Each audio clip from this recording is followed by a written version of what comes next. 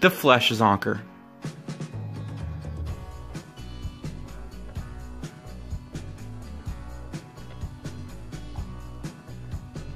Mash the barb of your hook down with flat jawed pliers. Here, a 1710 Daiichi in size 10. Now take 3 1/8 inch Cyclops beads here in white. Thread them through the hook point, small hole first. It's helpful to hold the hook perpendicular to the ground, as the beads will just slide on.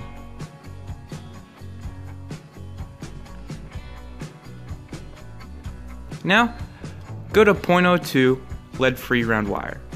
Situate the hook in your vise and separate the 2 beads from the bead closest to the eye.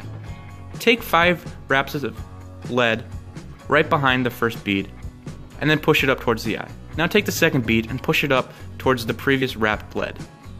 Now take another 5 wraps behind the second bead and push that up.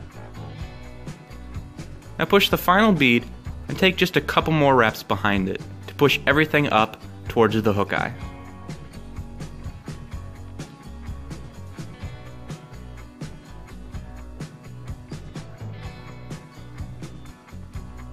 Now load a bobbin with 6/0 uni thread here in white. Start your thread right at the back of the hook, right where the lead wire ends. Take wraps over the lead to secure the body and push it further towards the eye of the hook.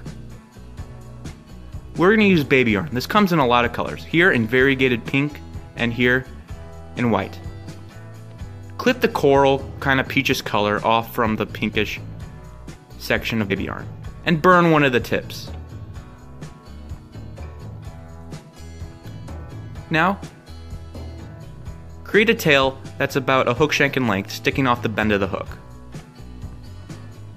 Tie it where your thread lies, right at the bend, and try to keep it on top of the hook, and try to not trap any of the material in the process. Now go to your white.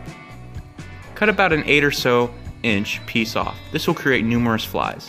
Now invert your hook, and with the short side facing the eye, tie that down now directly on the bottom of the hook, as we will be folding this over and it will create the belly.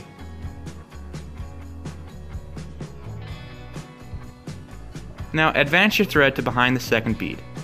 Fold over the peach color and then tie it down right behind the second bead.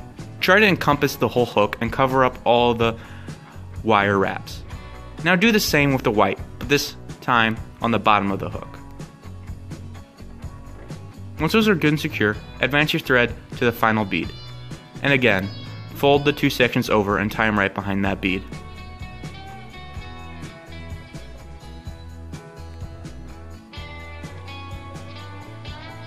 Now, bring your thread right behind the bead and cut the 2 excess pieces off.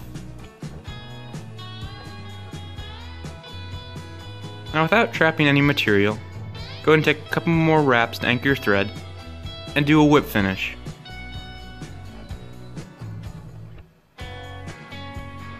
Now, cut a lot of the baby yarn to expose the hook gap. This will help in the hooking up process of catching the fish, and you'll lose less fish this way.